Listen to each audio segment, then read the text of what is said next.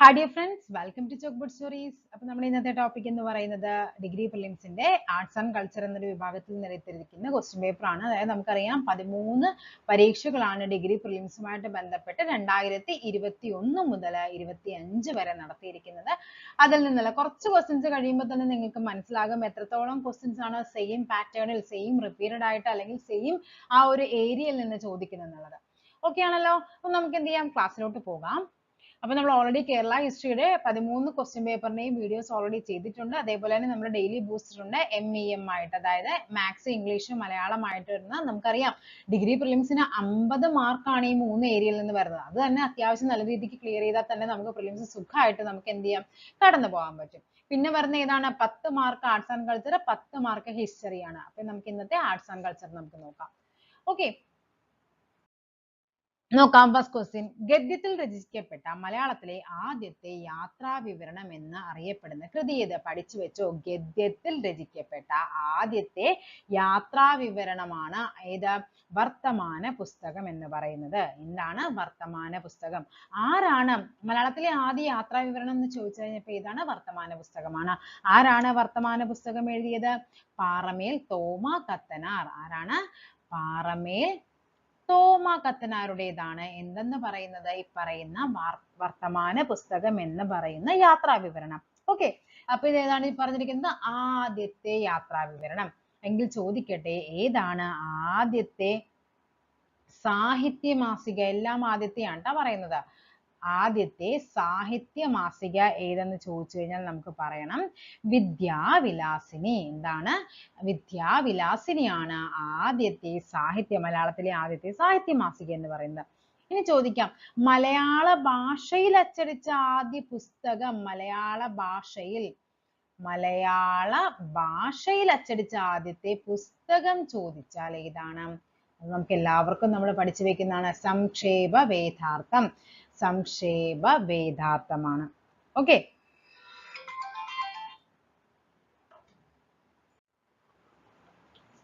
അപ്പൊ ഏതാണ് ആ മലയാള ഭാഷ അച്ചടിച്ച ആദ്യ പുസ്തകം ചോദിച്ചു കഴിഞ്ഞാൽ അത് സംക്ഷേപ വേദാർത്ഥമാണ്. എങ്കിൽ ചോദിക്കട്ടെ, ഏതാണ് ആദ്യത്തെ മഹാകാവ്യം ചോദിച്ചു കഴിഞ്ഞാൽ അത് കൃഷ്ണഗാഥ. ഏതാണ്? കൃഷ്ണഗാഥയാണ് മലയാളത്തിലെ ആദ്യ മഹാകാവ്യം എന്ന് പറയുന്നത്. എങ്കിൽ ആദ്യത്തെ ഖണ്ഡകാവ്യം ഏതാണ്? ഖണ്ഡകാവ്യം ചോദിച്ചാൽ അത് വീണപൂവാണ്. വീണപൂവ്. ഓക്കെ, ആദ്യ നോവൽ ഏതാണ്? മലയാളത്തിലെ ആദ്യ നോവൽ ചോദിച്ചു കഴിഞ്ഞാൽ അത് കുന്തലത. കുന്തലത ആരുടേതാണ്? അപ്പു നെടുങ്ങാടി. പരീക്ഷയ്ക്ക് ചോദിച്ചിട്ടുണ്ട് കുന്തലത, മലയാളത്തിലെ ആദ്യ നോവലായ കുന്തലത എഴുതിയത് ആരാണ്? അപ്പു നെടുങ്ങാടിയാണ്. ആദ്യത്തെ നോവൽ കുന്തലതയാണെങ്കിൽ ആദ്യത്തെ ലക്ഷണമൊത്ത നോവൽ ഏതാണ്? ആദ്യത്തെ ലക്ഷണമൊത്ത നോവൽ ചോദിച്ചു കഴിഞ്ഞാൽ അത് ഏതാണ്? ഇന്ദുലേഖ. ആരുടേതാണ്? O ചന്തുമേനോന്റെ ഇന്ദുലേഖ. നമ്മൾ പഠിക്കുന്നുണ്ടല്ലേ, O ചന്തുമേനോന്റെ ഇന്ദുലേഖയാണ്. അപ്പൊ എന്തൊക്കെയാണ് നമ്മളിപ്പോ പറഞ്ഞത്? ഗദ്യത്തിൽ രചിക്കപ്പെട്ട മലയാളത്തിലെ ആദ്യത്തെ യാത്രാ വിവരണം ചോദിച്ചാൽ അത് വർത്തമാന പുസ്തകമാണ്. ആരെഴുതിയതാണ്? പാറമേൽ തോമ കത്തനാരാണ്. മലയാള ഭാഷയിൽ അച്ചടിച്ച ആദ്യ പുസ്തകം ചോദിച്ചു കഴിഞ്ഞാൽ അത് സംക്ഷേപ വേദാർത്ഥമാണ്. ആദ്യത്തെ സാഹിത്യ മാസിക ചോദിച്ചു കഴിഞ്ഞാൽ അതേതാണ്? വിദ്യാവിലാസിനിയാണ്. മലയാളത്തിലെ ആദ്യ മഹാകാവ്യമാണെങ്കിൽ അത് കൃഷ്ണഗാഥയാണ്. ആദ്യത്തെ ഖണ്ഡകാവ്യമാണെങ്കിൽ അത് വീണപൂവാണ്. ആദ്യ നോവൽ ചോദിച്ചാൽ കുന്തലത, അപ്പു നെടുങ്ങാടി. ലക്ഷണമൊത്ത നോവൽ ചോദിച്ചു കഴിഞ്ഞാൽ ഏതാണ്? O ചന്തുമേനോന്റെ ഇന്ദുലേഖയാണ്. ഓക്കെ, അത്യാവശ്യം കാര്യങ്ങളൊക്കെ ആയിട്ടുണ്ടല്ലോ. പിന്നെ ഉണ്ട് നമ്മുടെ ഡിറ്റക്റ്റീവ് നോവൽ ഉണ്ടല്ലോ, അപസർപ്പക നോവൽ എന്ന് പറയും കേട്ടോ. എന്താണ് അപസർപ്പക നോവൽ? ഏതാണ്? ഭാസ്കരമേനോൻ എന്നുള്ളതാണ് നോവലിന്റെ പേര്. ഓക്കെ, ഏതാണ്? ഭാസ്കരമേനോൻ. ഡിറ്റക്റ്റീവ് നോവലാണ്. ആരുടേതാണ് ഭാസ്കരമേനോൻ? അപ്പൻ തമ്പുരാൻ. അപ്പൊ എന്താണ് മലയാളത്തിലെ ആദ്യത്തെ അപസർപ്പക നോവൽ എന്ന് ചോദിക്കുമ്പോൾ എന്താണെന്ന് ഓർക്കരുത്, നമ്മൾ ഡിറ്റക്റ്റീവ് നോവൽസിനെ പറയുന്ന പേരാണ് എന്ത്? അപസർപ്പക നോവൽ എന്ന് പറയുന്നത്. ആദ്യ ചെറുകഥ പലപ്പോഴും ചോദിച്ചിട്ടുണ്ട്. ആദ്യ ചെറുകഥ ഏതാണ്? അത് വാസനാവികൃതിയാണ്. വാസനാവികൃതി. ഓക്കെ, നെക്സ്റ്റ് നോക്കാം. നെക്സ്റ്റ് ക്വസ്റ്റ്യൻ നോക്കാം. എന്താ പറഞ്ഞിരിക്കുന്നത് നോക്കിയേ. ദ്വിതീയ അക്ഷരപ്രാസം നിശേഷം ഉപേക്ഷിച്ചുകൊണ്ട് 1859 AR രാജരാജവർമ്മ പ്രസിദ്ധീകരിച്ച പരിഭാഷാ കൃതിയാണ് ഏത്? മേഘദൂതമാണ്. മേഘദൂതം. ഓക്കെ, നമുക്കറിയാം നമ്മുടെ കാളിദാസന്റെ പ്രധാനപ്പെട്ട കൃതികളിൽ ഒന്നാണ് എന്ത് പറയുന്നത്? മേഘദൂതം എന്ന് പറയുന്നത്. ആ മേഘദൂതമാണ് എന്ത് ചെയ്യുന്നത്? AR രാജരാജവർമ്മ അത് പരിഭാഷപ്പെടുത്തുന്നത്. ഓക്കെ, ഇനി എന്താണ് നമ്മുടെ ദൈവയോഗം എന്ന് പറയുന്ന കൃതി ആരുടേതാണ്? ദൈവയോഗം എന്ന് പറയുന്നത് കേരളവർമ്മ വലിയ കോയിത്തമ്പുരാന്റേതാണ്. കേരളവർമ്മ വലിയ കോയിത്തമ്പുരാൻ. ഒന്ന് പഠിച്ചു വെക്കണം. മലയവിലാസം ആരുടേതാണ്? മലയവിലാസം എന്ന് പറയുന്നതും AR രാജരാജവർമ്മയുടേതാണ്. മലയവിലാസവും ആരെഴുതിയതാണ്? കേശവീയം. കേശവീയം ആരുടേതാണ്? അത് KC കേശവപിള്ള. കേശവീയം KC കേശവപിള്ള. എളുപ്പമാണ് അല്ലേ പഠിക്കാൻ? എന്താണ് കേശവീയത്തിന്റെ പ്രത്യേകത എന്ന് പറയുന്നത്? മലയാളത്തിലെ ഏറ്റവും ചെറിയ മഹാകാവ്യം ചോദിച്ചു കഴിഞ്ഞാൽ അത് കേശവീയമാണ്. ആരുടേതാണ്? KC കേശവപിള്ള. ദൈവയോഗം ആരുടേതാണ്? കേരളവർമ്മ വലിയ കോയിത്തമ്പുരാൻ. മലയവിലാസം ആരുടേതാണ്? AR രാജരാജവർമ്മ. ഓക്കെ, അപ്പൊ എന്താണ്? ദ്വിതീയക്ഷരപ്രാസം നിശേഷം ഉപേക്ഷിച്ചുകൊണ്ട് 1895 AR രാജരാജവർമ്മ പ്രസിദ്ധീകരിച്ച പരിഭാഷാ കൃതിയാണ് ഏത്? മേഘദൂതം എന്ന് പറയുന്നത്. നെക്സ്റ്റ് നോക്കാം. കേരളത്തിൽ കണ്ടുകിട്ടിയതിൽ വെച്ച് ഏറ്റവും വലിയ ചുമർ ചിത്രം കൃഷ്ണപുരം കൊട്ടാരത്തിലാണ്. ഈ ചുമർ ചിത്രത്തിലെ വിഷയം എന്താണ്? ചുമർ ചിത്രം അല്ലെ ഏതാണ്? ഗജേന്ദ്രമോക്ഷം. ഗജേന്ദ്രമോക്ഷമാണ്. അങ്ങനെ തന്നെയാണ് നമ്മൾ പഠിക്കുന്നത് അല്ലെ. അപ്പൊ ഏതാണ് ഏറ്റവും വലിയ ചുമർ ചിത്രം? എവിടെയാണ്? കൃഷ്ണപുരം കൊട്ടാരത്തിലാണ്. ഏകദേശം 154 ചതുരശ്ര അടിയാണ് എന്ത് പറയുന്നത്? അതിന്റെ ആ ഒരു വലിപ്പം എന്ന് പറയുന്നത്. അത് എവിടെയാണ് അപ്പൊ സ്ഥിതി ചെയ്യുന്നത്? നമ്മുടെ കൃഷ്ണപുരം കൊട്ടാരത്തിലാണ്. ഓക്കെ ആണല്ലോ. നെക്സ്റ്റ് നോക്കാം. നെക്സ്റ്റ് ക്വസ്റ്റ്യൻ നോക്കാം. കേരള കലാമണ്ഡലത്തിന്റെ സ്ഥാപനത്തിന് മുൻകൈയെടുത്ത മലയാള കവി ആരാണ്? ഇമ്പോർട്ടന്റ് ആണ്. ഈ പറയുന്ന ഇങ്ങനത്തെ കലാമണ്ഡലം, ലളിതകല അക്കാദമി ഒക്കെ നമുക്ക് പഠിക്കാനുണ്ട്. ആരാണ്? നമുക്ക് പഠിച്ചു വെച്ചു. വള്ളത്തോളാണ് അല്ലെ. ഈ 1930 എന്ത് ചെയ്യുന്നത്? കേരള കലാമണ്ഡലം ഔദ്യോഗികമായിട്ട് ഉദ്ഘാടനം ചെയ്യുന്നത്. 1927 ഇത് എന്ത് ചെയ്യുന്നുണ്ട്? ഒരു ചാരിറ്റബിൾ ട്രസ്റ്റ് ആയിട്ട് ഇത് രജിസ്റ്റർ ചെയ്യുന്നുണ്ട്. അതേപോലെ തന്നെ 1957 പ്രത്യേകത എന്താണ്? 1987 56 നമുക്ക് എന്ത് ചെയ്യുന്നുണ്ട്? കേരളപ്പിറവി. ആ സമയത്ത് 57 ഇതിനെ കേരള ഗവൺമെന്റ് എന്ത് ചെയ്യുന്നത്? ഏറ്റെടുക്കുന്നത് എന്ന് പറയുന്നത്. ഓക്കെ, അതേപോലെ മറ്റൊരു വർഷമാണ് 2007 പഠിക്കണം, 2010 പഠിക്കണം. 2007 എന്താണ് സംഭവിക്കുന്നത്? കേരള കലാമണ്ഡലത്തില് കൽപ്പിത സർവകലാശാല പദവി ലഭിക്കുന്നുണ്ട്. കൽപ്പിത സർവകലാശാല പദവി. 2010 എന്താണ് സംഭവിക്കുന്നത്? അതിന് UGC A കാറ്റഗറി പദവി ലഭിക്കുന്നുണ്ട്. എഴുത്തുകാരുടെയും കൃതികളുടെയും അടിസ്ഥാനത്തിൽ ചേരുംപടി ചേർക്കുക. ഇതാണ് നമ്മുടെ അടുത്ത ക്വസ്റ്റ്യൻ എന്ന് പറയുന്നത്. ഇവിടെ നമുക്ക് അറിയാവുന്ന ഒരു കാര്യമാണ്. ഓടക്കുഴൽ G ശങ്കരക്കുറുപ്പാന്ന് നമുക്കറിയാം അല്ലെ. ഓടക്കുഴൽ അവാർഡ് അല്ലെ ആദ്യത്തെ ജ്ഞാനപീഠ ജേതാവായ G ശങ്കരക്കുറുപ്പിനാണ് അദ്ദേഹത്തിന്റെ ആ ഒരു സ്മരണാർത്ഥമാണ് ഓടക്കുഴൽ അവാർഡ് കൊടുക്കുന്നത്. അപ്പൊ ഓടക്കുഴൽ G ശങ്കരക്കുറുപ്പാണെന്ന് നമുക്കറിയാം. ഓക്കെ ആണല്ലോ. ഓടക്കുഴൽ എഴുതിയത് ആരാണ്? G ശങ്കരക്കുറുപ്പാണ്. അങ്ങനെയാണെങ്കിൽ നോക്കിക്കേ, A3 ആണെന്നറിയാം. ദേ A3 ഒരൊറ്റ ഓപ്ഷനേ ഉള്ളൂ. വേറെ ഒന്നും നിങ്ങൾ നോക്കണ്ട. അവിടെ ബാക്കി നോക്കി ബാക്കി ശരിയാണോ തെറ്റാണോ എന്ന് പോലും ചിന്തിക്കേണ്ട കാര്യമില്ല. ഒന്നുകിൽ നിങ്ങളത് കാര്യം ഒന്നുകിൽ ഇതാണ് ആൻസർ, അല്ലെങ്കിൽ എന്താണ് ആ ക്വസ്റ്റ്യൻ തെറ്റാണ്. ഓക്കെ, അപ്പൊ നമുക്ക് പഠിച്ചു വെക്കാം. ബാക്കി എന്തൊക്കെയാണ്? രണ്ടാം ഊഴം ആരുടേതാണ്? രണ്ടാം ഊഴം എന്ന് പറയുന്നത് അത് MT യുടേതാണ്. MT വാസുദേവൻ നായർ. പഠിച്ചു വെച്ചോളാം കേട്ടോ. MT യുടെ പ്രധാന കൃതികളെല്ലാം പഠിച്ചു വെക്കണം. കാര്യം അദ്ദേഹം അന്തരിച്ചത് കൊണ്ട് തന്നെ അദ്ദേഹത്തിന്റെ പ്രധാനപ്പെട്ട എല്ലാം പഠിക്കണം. അദ്ദേഹം അന്തരിച്ചത് എന്നാണ്? 2024 ഡിസംബർ 25 അദ്ദേഹം അന്തരിക്കുന്നത്. അദ്ദേഹത്തിന്റെ അന്ത്യവിശ്രമ സ്ഥലത്തിന്റെ പേരാണ് സ്മൃതിപദം എന്ന് പറയുന്നത്. 2025 അദ്ദേഹത്തിന് എന്ത് ലഭിക്കുന്നുണ്ട്? പത്മഭൂഷൺ ലഭിക്കുന്നുണ്ട്. അതും കൂടി ഒന്ന് പഠിച്ചു വെക്കണേ. അതേപോലെ നാലുകെട്ട്, അസുരവിത്ത് ഇതൊക്കെ ആരുടേതാണ്? MT യുടെ കൃതികളാണ്.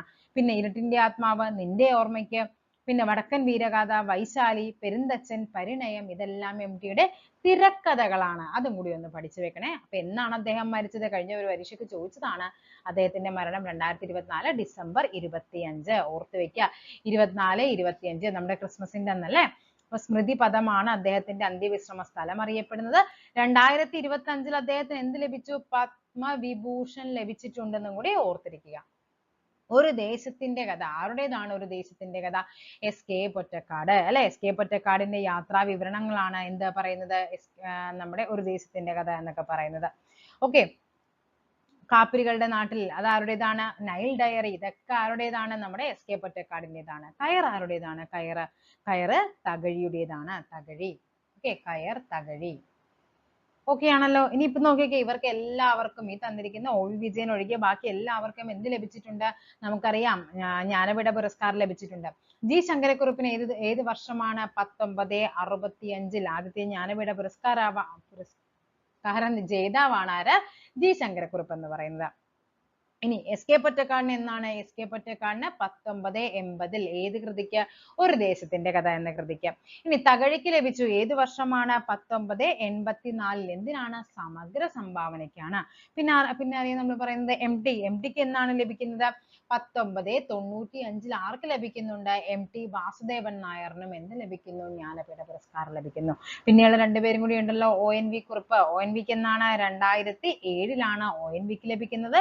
പിന്നെയുള്ളത് അക്കിത്തം അച്യുതൻ നമ്പൂതിരി ഏത് വർഷമാണ്? 2019. അപ്പൊ എത്ര പേർക്കാണ് മലയാളികൾക്ക് ലഭിച്ചത്?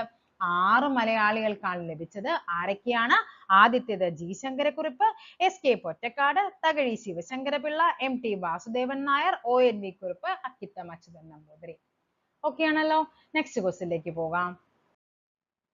1847 ജൂൺ മാസത്തിലാണ് മലയാളത്തിലെ ആദ്യത്തെ പത്രം പിറവിയെടുക്കുന്നത്. ഏതാണ് പത്രത്തിന്റെ പേര്? മലയാളത്തിൽ ഇതൊന്നും വേണമെന്നില്ല അല്ലെ, നമുക്കറിയാം രാജ്യസമാചാരം. മലയാളത്തിലെ ആദ്യത്തെ പത്രമാണ് ഇത് രാജ്യസമാചാരം എന്ന് പറയുന്നത്. ഏത് വർഷം? പഠിച്ചു വെച്ചോ, 1897. നമ്മൾക്ക് സ്വാതന്ത്ര്യം കിട്ടുന്നതെന്നാണ്? 1947 അല്ലെ. അതിനും 100 വർഷം മുമ്പാണ് മലയാളത്തിലെ ആദ്യത്തെ പത്രം പിറവിയെടുക്കുന്നത്, രാജ്യസമാചാരം. ഓക്കെ, എവിടെ നിന്നാണ്? 1847 നമ്മുടെ തലശ്ശേരി, അത് ചോദിക്കാറുണ്ട്. തലശ്ശേരിയിൽ നിന്നാണ് രാജ്യസമാചാരം. തലശ്ശേരി ഇല്ലിക്കുന്ന് പ്രസ്, അതും കൂടി പഠിച്ചു വെച്ചോ. തലശ്ശേരിയിലെ ഇല്ലിക്കുന്ന് പ്രസ് എന്ന അവിടെ നിന്നാണ് രാജ്യസമാചാരം എന്ത് ചെയ്തിരിക്കുന്നത്? പ്രസിദ്ധീകരണം ആരംഭിക്കുന്നത്. ആരാണ് രാജ്യസമാചാരം ആരംഭിച്ചത് ചോദിച്ചു കഴിഞ്ഞാൽ അത് ഹെർമൻ ഗുണ്ടർട്ട് ആണ്. ഹെർമൻ ഗുണ്ടർട്ട് ആണ് രാജ്യസമാചാരം ആരംഭിക്കുന്നത്. ഓക്കെ, അതേപോലെ തന്നെ അത് പ്രസിദ്ധീകരണം 47 തുടങ്ങി 50 ആയപ്പോഴേക്കും പ്രസിദ്ധീകരണം അവസാനിപ്പിക്കുകയും ചെയ്തു. ഇനി എന്താണ് പശ്ചിമോദയം എന്ന് പറയുന്നത്? രണ്ടാമത്തെ പത്രമാണ് ഇത് പശ്ചിമോദയം. അതും ഏത് വർഷം തന്നെയാണ്? 1847 ഒക്ടോബറിലാണ്. Same Thalassery, Illikkunnu, Hermann Gundert, അതെല്ലാം ഒന്ന് തന്നെയാണ്. അപ്പൊ നിങ്ങൾ പഠിക്കേണ്ടത് രാജ്യസമാചാരവും ഉണ്ട്, പശ്ചിമോദയവും ഉണ്ട്. ആദ്യത്തെ പത്രം ഏതാണ്? രാജ്യസമാചാരമാണ്. രണ്ടാമത്തേത് ഏതാണ്? പശ്ചിമോദയമാണ്. രണ്ടിന്റെയും വർഷം 1847. രാജ്യസമാചാരം ജൂണിലാണെങ്കിൽ പശ്ചിമോദയം എന്നാണ്? ഒക്ടോബറിലാണ്. രണ്ടും പ്രസിദ്ധീകരിച്ച എവിടെ നിന്നാണ്? തലശ്ശേരിയിലെ ഇല്ലിക്കുന്ന് പ്രസിൽ നിന്നാണ്. രണ്ടിന്റെയും ആരാണ് അതിന്റെ ആരംഭിക്കുന്നത്? ഹെർമൻ ഗുണ്ടർട്ട് ആണ്. ഓക്കെ, അതേപോലെ തന്നെ ചോദിക്കാറുണ്ട് മലയാളത്തിലെ ആദ്യത്തെ ശാസ്ത്ര മാസിക ചോദിച്ചാലും അതും ഏതാണ്? ഈ പറയുന്ന പശ്ചിമോദയമാണ്. ഓക്കെ, ഇനി പശ്ചിമ താരക നോക്കാം. ആദ്യത്തെ ഇംഗ്ലീഷ് പത്രമായ കേരളത്തിലെ ആദ്യത്തെ ഇംഗ്ലീഷ് പത്രം, അതാണ് ട്ടോ നോക്കേണ്ടത്. അതിന്റെ മലയാളം എഡിഷൻ ആണ് പശ്ചിമ താരക. അതൊന്ന് പഠിക്കണേ. കഴിഞ്ഞ പരീക്ഷയ്ക്ക് ഒരെണ്ണം ചോദിച്ചതാണ് മലയാളത്തിലെ ആദ്യത്തെ ഇംഗ്ലീഷ് പത്രം. ഇംഗ്ലീഷ് പത്രം ചോദിച്ചു കഴിഞ്ഞാൽ അത് ഏതാണ്? Western star. വെസ്റ്റേൺ സ്റ്റാർ ഉണ്ടോ?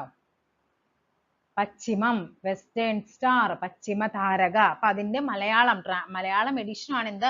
പശ്ചിമ താരക എന്നറിയപ്പെടുന്നത്. പശ്ചിമ താരക ഏത് വർഷമാണ്? 1864. ഓക്കെ, ഇനിയിപ്പോ പറയാറുണ്ട് ഈ പശ്ചിമ താരകത്തിന്റെ ആദ്യത്തെ എഡിറ്റർ ചോദിച്ചു കഴിഞ്ഞാൽ അത് ആരാണ്? അത് TJ പൈലിയാണ്. പശ്ചിമ താരക TJ പൈലി. ഓക്കെ, ഇനി എന്താണ് ജ്ഞാനനിക്ഷേപം എന്ന് പറയുന്നത്?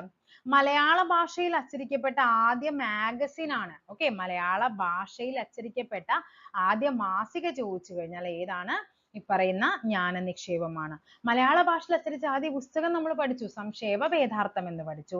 ഇവിടെ മലയാള ഭാഷയിൽ അച്ചടിക്കപ്പെട്ട ആദ്യ മാഗസിൻ ആണ് ജ്ഞാനനിക്ഷേപം എന്ന് പറയുന്നത്. അതായത് മൂന്നാമത്തെ പത്രമാണ്. മൂന്നാമത്തെ പത്രം ഏതെന്ന് ചോദിച്ചാലും അതും ഏതാണ്? ജ്ഞാനനിക്ഷേപമാണ്. അത് എവിടെ നിന്നാണ്? അത് തിരുവിതാംകൂറിൽ നിന്നാണ്. തിരുവിതാംകൂറിൽ നിന്നാണ്. ഓക്കെ, മറ്റൊരു പ്രത്യേകതയുണ്ട്, അച്ചുകൂടം. അച്ചുകൂടം ഉപയോഗിച്ച് പ്രസിദ്ധീകരിച്ച ആദ്യത്തെ മലയാള പത്രമാണ് ജ്ഞാനനിക്ഷേപം എന്ന് പറയുന്നത്. ഓക്കെ ആണല്ലോ. അപ്പൊ എന്തൊക്കെയാണ് നമ്മൾ പഠിച്ചത്? 1847 ജൂണിൽ രാജ്യസമാചാരം. രണ്ടാമത്തെ പത്രം പശ്ചിമോദയം. അത് ഏതാണ്? 1847 തന്നെ ഒക്ടോബർ ആണ്. രണ്ടും ആരാണ്? ഹെർമൻ ഗുണ്ടർട്ടിന്റേതാണ്. തലശ്ശേരിയിലെ ഇല്ലിക്കുന്ന് പ്രസിൽ നിന്നാണ്. മൂന്നാമത്തെ ചോദിച്ചാൽ അല്ലെങ്കിൽ എന്താണ് കേരളത്തിലെ ആദ്യത്തെ ഇംഗ്ലീഷ് പത്രം ചോദിച്ചാൽ അത് വെസ്റ്റേൺ സ്റ്റാറും അതിന്റെ മലയാള പരിഭാഷയാണ് പശ്ചിമ താരക 1864. അതിന്റെ ആദ്യത്തെ എഡിറ്റർ ആണ് TJ പൈലി എന്ന് പറയുന്നത്. മൂന്നാമത്തെ പത്രവും മലയാള ഭാഷയിൽ അച്ചടിക്കപ്പെട്ട ആദ്യ മാഗസിനും ചോദിച്ചാൽ അത് ഏതാണ്? ജ്ഞാന നിക്ഷേപമാണ്. ഓക്കെ, നെക്സ്റ്റ് നോക്കാം. നെക്സ്റ്റ് ക്വസ്റ്റ്യൻ എന്താന്ന് നോക്കാം നമുക്ക്. കേരളത്തിൽ അവതരിപ്പിക്കപ്പെട്ട ആദ്യത്തെ ചവിട്ട് നാടകം എന്നറിയപ്പെടുന്നത് ഏതാണെന്ന് ചോദിച്ചിരിക്കുന്നത്. ഏതാണത്? കാറൽമാൻ ചരിത്രമാണ്. എന്താണ്? കാറൽമാൻ ചരിത്രമാണ് കേരളത്തിൽ അവതരിപ്പിക്കപ്പെട്ട ആദ്യത്തെ ചവിട്ട് നാടകം എന്ന് പറയുന്നത്. ഓക്കെ, അതേപോലെ തന്നെ ഈ ചവിട്ട് നാടകം എന്ന് പറയുന്നത് നമ്മുടെ കേരളത്തിന് സംഭാവന നൽകിയത് ആരാണ്? അത് ചോദിക്കാറുണ്ട്. പോർച്ചുഗീസുകാരുടെ സംഭാവനയാണ് എന്തെന്ന് പറയുന്നത്? ഈ പറയുന്ന ചവിട്ട് നാടകം. അതേപോലെ ചവിട്ട് നാടക അക്കാദമി ഉണ്ട്. അത് എവിടെയാണ്? ഗോതുരുത്താണ്. ഗോതുരുത്ത് എവിടെയാണ്? 2005-ലാണ് നമ്മുടെ കേരള ഗവൺമെന്റ് ഈ പറയുന്ന കേരള ചവിട്ട് നാടക അക്കാദമി ആരംഭിക്കുന്നത്. ഓക്കെ, നെക്സ്റ്റ് നോക്കാം. ബോഗി എന്ന പദം ഏത് കായിക ഇനമായിട്ടാണ് ബന്ധപ്പെട്ടിരിക്കുന്നത്? ബോഗി ഏതാണ്? Golf, badminton, tennis, cricket. ഏതാണ് ബോഗി? ബോഗി എന്ന് പറയുന്നത് ഗോൾഫുമായിട്ട് ബന്ധപ്പെട്ട ഒരു വാക്കാണ് ബോഗി എന്ന് പറയുന്നത്. ഗോൾഫ്. ഓക്കെ, അതേപോലെ തന്നെ ഹോള്, അതേപോലെ ബോഗി, പാർഗ്രീൻ, ചിപ്പ്, ഇതെല്ലാം എന്താണ്? ഗോൾഫുമായിട്ട് ബന്ധപ്പെട്ടതാണ്. ബാഡ്മിന്റനുമായിട്ട് ബന്ധപ്പെട്ടത് ഏതാണ് നമുക്ക് പറയാൻ പറ്റുന്നത്? സർവീസ് അല്ലെ? സർവീസ് നമുക്ക് പറയാം. സർവീസ്, അതേപോലെ സ്മാഷ്. ഓക്കെ, അതേപോലെ കില്ല്, ക്യാരി. എന്തൊക്കെയാണ്? കിൽ, അതേപോലെ ക്യാരി, അതേപോലെ റാക്കറ്റ്. ഇതെല്ലാം എന്തുമായിട്ട് ബന്ധപ്പെട്ടതാണ്? ബാഡ്മിന്റനായിട്ട് ബന്ധപ്പെട്ടതാണ്. ടെന്നീസ് ആണെങ്കിലോ, ടെന്നീസിന് നമുക്ക് എന്തൊക്കെ പറയാം? സ്മാഷ് പറയാം കേട്ടോ അവിടെയും. അതേപോലെ തന്നെ ഗ്രാൻഡ് സ്ലാം ഒക്കെ എല്ലാവർക്കും അറിയാൻ പറ്റുന്നതായിരിക്കും അല്ലെ? ഗ്രാൻഡ് സ്ലാം അവാർഡ്സ് ഒക്കെ നമ്മൾ പഠിക്കുന്നുണ്ട്. അതേപോലെ ലോബ്, എയ്സ്, ഇതെല്ലാം എന്തുമായിട്ട് ബന്ധപ്പെട്ടതാണ്? ടെന്നീസ് ആണ്. ക്രിക്കറ്റ് ആണെങ്കിൽ ബീമർ. ഓക്കെ, ബീമർ എന്ന് പറയാം. അതേപോലെ ചൈനാമാൻ, ഇതൊക്കെ പരീക്ഷയ്ക്ക് ചോദിച്ചിട്ടുള്ളതാണ്. ചൈനാമാൻ ഉണ്ട്. ഗൂഗ്ലി ഉണ്ട്. ഡക്ക് ഉണ്ട്. ഇതെല്ലാം ക്രിക്കറ്റുമായിട്ട് ബന്ധപ്പെട്ടതാണ്. നെക്സ്റ്റ് നോക്കാം. ടോക്കിയോ 2020 ഒളിമ്പിക്സിൽ ഇന്ത്യൻ പുരുഷ ഹോക്കി ടീമിന്റെ പരിശീലകൻ ആരായിരുന്നു എന്നാണ് ചോദിക്കുന്നത്. 2020 ഒളിമ്പിക്സ് ആണ് ചോദിക്കുന്നത്. ഇത് 2025 ക്വസ്റ്റ്യൻ പേപ്പർ ആണ്. 20 ഒളിമ്പിക്സുമായിട്ട് ബന്ധപ്പെട്ടതാണ് ചോദിച്ചത്. 20 ടോക്കിയോ ഒളിമ്പിക്സ് ആണ്. അത് എബ്രഹാം റീഡ് ആയിരുന്നു. എബ്രഹാം റീഡ് എന്ന് പറയുന്നത്. ഓക്കെ, നെക്സ്റ്റ് നോക്കാം. 2028 സമ്മർ ഒളിമ്പിക്സിന് ഏത് നഗരം ആതിഥേയത്വം വഹിക്കും? 2028 സമ്മർ ഒളിമ്പിക്സ് എവിടെയാണ് നടക്കാൻ പോകുന്നത്? അത് ലോസ് ഏഞ്ചൽസ് ആണ്. Los Angeles. അങ്ങനെ അതും കൂടി നടക്കുമ്പോൾ മൂന്നാമത്തെ തവണയായിരിക്കും. 2024 സമ്മർ ഒളിമ്പിക്സ് എവിടെയായിരുന്നു? 2024 അത് നമ്മുടെ പാരീസ് ആയിരുന്നു. പാരീസ്. ഓക്കെ, ഇനി 2024 ഓക്കെ, 2024 നമുക്ക് പറയാം പാരീസ് ആണെന്ന് പറയാം. 2028 ആണെങ്കിൽ അത് ലോസ് ഏഞ്ചൽസ് ആണ്. ലോസ് ഏഞ്ചൽസ് എങ്കിൽ 2032 എവിടെയായിരിക്കും? അത് ബ്രിസ്ബെയിൻ ആണ്. എവിടെയാണ്? ബ്രിസ്ബെയിൻ എന്ന് പറയുന്നത് ഓസ്ട്രേലിയയിലാണ്. ബ്രിസ്ബെയിൻ. ഓക്കെ ആണല്ലോ. അതേപോലെ ഒന്ന് പഠിച്ചു വെച്ചു. 2026 ആണല്ലോ നമ്മുടെ ഇപ്പോഴത്തെ വർഷം. 26 ശൈത്യകാല ഒളിമ്പിക്സിന്റെ വേദി. ശൈത്യകാല ഒളിമ്പിക്സ് എന്ന് പറയുന്നത് ഇറ്റലിയിലെ മിലാനോ കോർട്ടിന എന്ന സ്ഥലത്താണ്. എവിടെയാണ്? Milano Cortina. അപ്പൊ 2026 ശൈത്യകാല ഒളിമ്പിക്സ് എവിടെയാണ്? Milano Cortina. അത് എവിടെയാണ്? ഇറ്റലിയിലാണ്. ഓക്കെ ആണല്ലോ. നെക്സ്റ്റ് ക്വസ്റ്റ്യൻ പേപ്പർ ആണ്. ഒരു ക്വസ്റ്റ്യൻ പേപ്പറിൽ 10 ക്വസ്റ്റ്യൻസ് ആണ് നമ്മുടെ ഈ പറയുന്ന എന്തുമായിട്ട് വരുന്നത്? നമ്മുടെ ആർട്സ് ആൻഡ് കൾച്ചറുമായിട്ട് വരുന്നത്. അപ്പൊ നെക്സ്റ്റ് നമുക്ക് നോക്കാം. എന്താണ്? 56/25 ആണ്. ഫസ്റ്റ് ക്വസ്റ്റ്യൻ തന്നെ നോക്കിക്കേ. മാറ്റുവിൻ ചട്ടങ്ങളെ സ്വയം അല്ലെങ്കിൽ മാറ്റുമതുകളെ നിങ്ങളെത്താൻ എന്ന് പറയുന്ന ആ ഒരു വരി അത് ആരുമായിട്ട് ബന്ധപ്പെട്ടതാണ്? അല്ലെ, ഏത് കൃതിയിലേതാണെന്നാണ് ചോദിച്ചിരിക്കുന്നത് അല്ലെ? ഏതാണ്? അത് ദുരവസ്ഥയാണ്. അപ്പൊ ദുരവസ്ഥ ആരുടേതാണെന്ന് പഠിച്ചു വെച്ചോ. കുമാരനാശാന്റേതാണ്.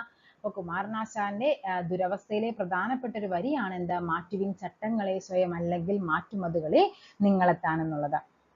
ഓക്കെ, അങ്ങനെ കുറെ നമുക്ക് വരികൾ പഠിക്കാനുണ്ട് കേട്ടോ. അതെല്ലാം കറക്റ്റ് നോക്കേണ്ടതാണ്. ഏത് അനുഷ്ഠാന കലയുമായി ബന്ധപ്പെട്ടാണ് കടമ്മനിട്ട എന്ന സ്ഥലം പ്രശസ്തമായത്? കടമ്മനിട്ട എന്തുമായിട്ട് പ്രശസ്ത ഇതാണ്? പടയണിയുമായിട്ട് ബന്ധപ്പെട്ടതാണ്. ഓക്കെ, നെക്സ്റ്റ് നോക്കാം. കേരള നവോത്ഥാനവുമായി ബന്ധപ്പെട്ട് സമത്വ സമാജം എന്ന സാമുദായിക സംഘടന ആരംഭിച്ച നവോത്ഥാന നായകനാര്?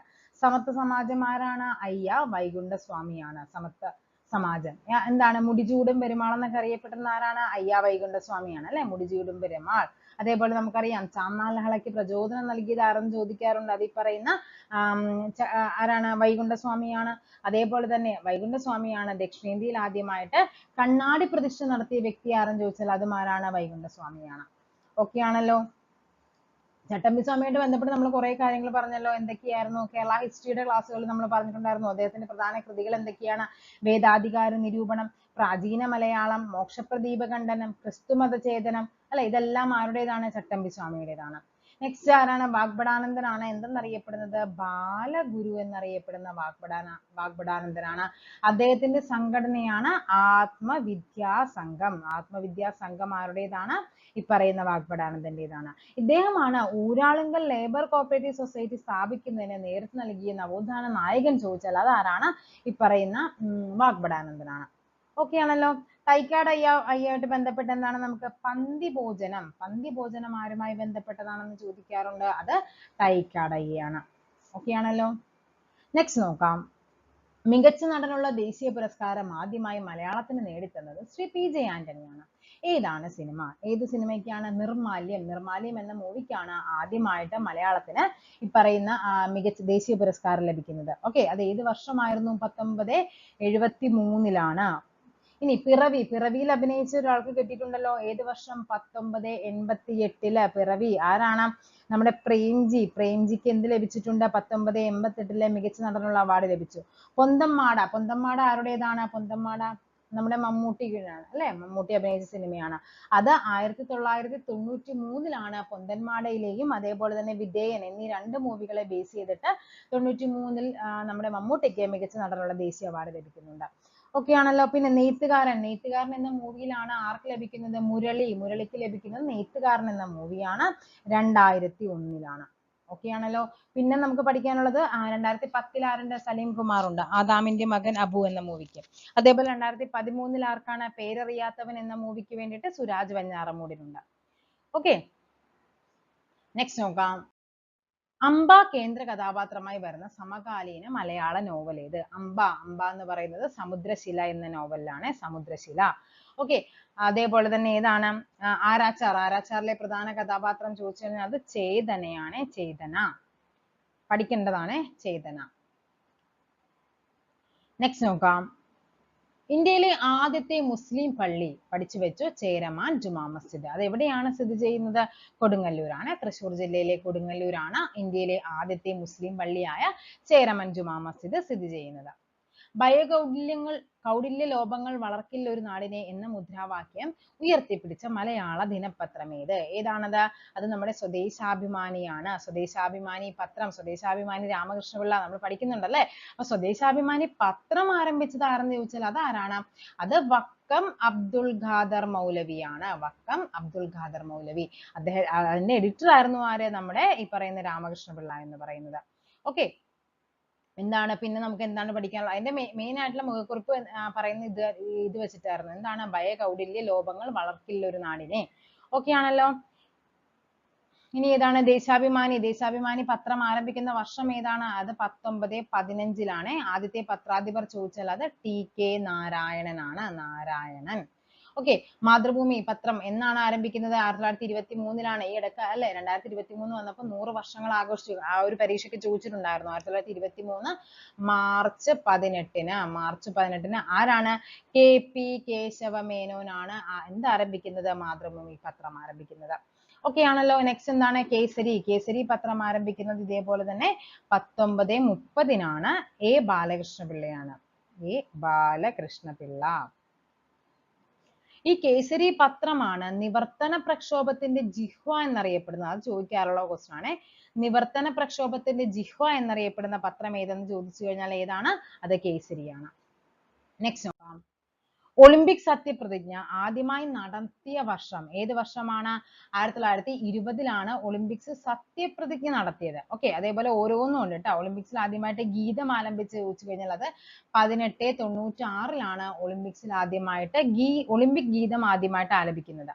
ഓക്കെ, ഇനി ചോദിക്കാറുണ്ട് വനിതകൾ പങ്കെടുത്ത ആദ്യത്തെ ഒളിമ്പിക്സ് ചോദിച്ചു കഴിഞ്ഞാൽ അത് ഏതാണ്? അത് 1900 1900 വനിതകൾ ആദ്യമായിട്ട് ഉൾപ്പെടുന്നത്. ഈ വനിതകൾ ഉൾപ്പെടുത്തിയ ഇതേ ഒളിമ്പിക്സിലായിരുന്നു ആദ്യമായിട്ട് ക്രിക്കറ്റ് ഒരു മത്സര ഇനമായിട്ട് ഉൾപ്പെടുത്തുന്നതും ഏതാണ്? ഈ പറയുന്ന 1900 ഒളിമ്പിക്സിലായിരുന്നു. ഇനി പതാക, ഒളിമ്പിക്സിന്റെ പതാക ആദ്യമായി ഉയർത്തിയത് ചോദിച്ചു കഴിഞ്ഞാൽ അത് 1920 സത്യപ്രതിജ്ഞയും എന്തായിരുന്നു? ഈ പറയുന്ന 1920 തന്നെയാണ്. ഓക്കെ ആണല്ലോ. നെക്സ്റ്റ് നോക്കാം. ലിബറോ എന്ന പദം ഏത് കളിയുമായി ബന്ധപ്പെട്ടിരിക്കുന്നു? ലിബറോ ഏതാണ്? വോളിബോൾ ആണ്. വോളിബോളുമായിട്ട് ബന്ധപ്പെട്ടതാണ് ലിബറോ എന്ന് പറയുന്നത്. ഓക്കെ, നെക്സ്റ്റ് നോക്കാം.